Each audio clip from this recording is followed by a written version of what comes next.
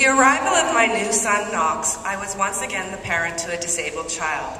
During the 3 years since I've been required to tube feed or face a plethora of medical professionals due to Bug's passing, there has been one aspect of raising a disabled child I hadn't missed at all. The stigma attached to a disability, to me as a parent of a handicapped child, and to my child for being different. I had forgotten how every time I venture out in public with my child, we become the traveling circus, the free freak show for people to point and stare, or worse yet, ignore, or or cast upon us their stares filled with pity and sorrow. I didn't have a choice when Bug was born. Whether I liked it or not, I was initiated into this odd club of parents where all the members had different stories but one common link.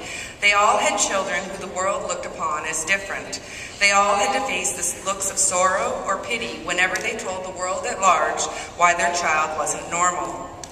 I didn't want to be the parent to a different kid, damn it. I wanted to be the mother of the blonde-haired, blue-eyed baby boy I saw beneath the mask of his disabilities. I couldn't understand why the world never saw him the way I did, as a remarkable little human being who was just like the rest of us underneath his broken body and mucked-up DNA sequences. Then I learned the secret most people never have the opportunity to discover, the sheer joy involved in raising a disabled child. This time, on the parental merry-go-round, I had a choice. I actively chose to bring home a disabled child of my own. I made a choice to deal with every aspect of parenting a special needs child. I signed myself up for the free freak show that follows us wherever we go by adopting him. I don't regret it for 1 second. Our family and our lives are infinitely better for it. But there is a difference with Knox that is palpably noticeable.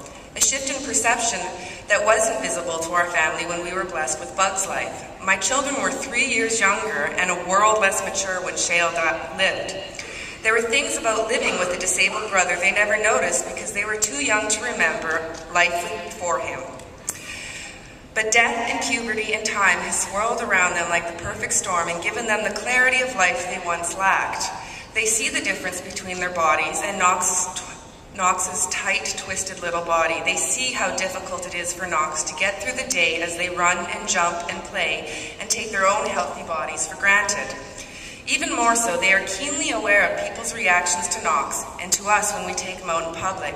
It goes beyond the brown hair and his doughy brown eyes, beyond his cleft chin and the different noses on their faces. They are bonded with Knox, united by the love the three of them share for one another, and they don't understand why people can't see past his wheelchair or the way he holds his head to the side to see better, to see the spirit of the boy they so clearly love. They have witnessed the social disparity between them, and it's left them cold.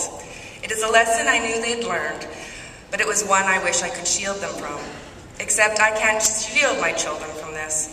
I may not be able to protect them from this bitter truth, but I can do my part to stand up and tell the world to grow up, to open their eyes and see past their own feelings and issues and take responsibilities for their actions and the words they so carelessly toss around. I can teach my children and the children around me that it is not cool to use the word retard to make fun of someone or to hammer a point home.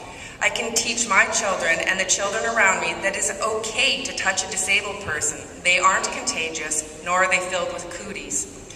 But can I teach the world around me, the adults? I don't know. But I do know that when I'm on Twitter, I don't need to innocently click a link and have an image mocking those with disabilities staring back at me. Surely there is a better way to prove your point that you were trying to make, rather than disparage a community of already challenged people. And don't tell me you can because you have a disabled child yourself. Raising a child with any sort of disabilities does not give you a free pass to be ignorant. How are you protecting and advocating for your family if you are perpetuating this stereotype? This isn't cool, people. This is so beyond cool, my heart hurts. Worse yet is when I open up my email and find jokes with people's disabilities as the punchline. Have you met me? Do you know I gave birth to the child that you just made fun of? That I just adopted another who could easily become a caricature in someone else's life if I gave them the opportunity? I don't need to read a joke about how it's National Retarded Day and guess what? I'm it. This is my family you're making fun of. It's my sons, my niece, my father-in-law, my friends' children. And with a small twist of fate, It could be yours the same way it became mine. I can't change the world or most people in it. The best I can do is set an example for my children and for those around me and educate them to the value of a disabled child or adult that can bring to the community and society in general. But if you're going to disparage a community of people who have had the misfortune to have more health or mental problems than you can shake a stick at, you'd better be prepared for me to bite back hard. I owe it to Shale, to Knox, to the man who shuffles his gait down the street because his feet are badly clubbed. But mostly, I owe it to myself. There is a difference, a line, between what is funny and what is pathetic and rude. I see the difference every time I look in my son's eyes and see his smile illuminate brighter than a 100-watt bulb.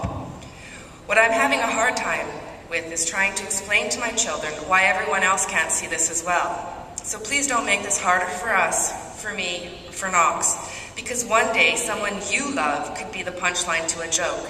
The only difference is I promise I won't laugh.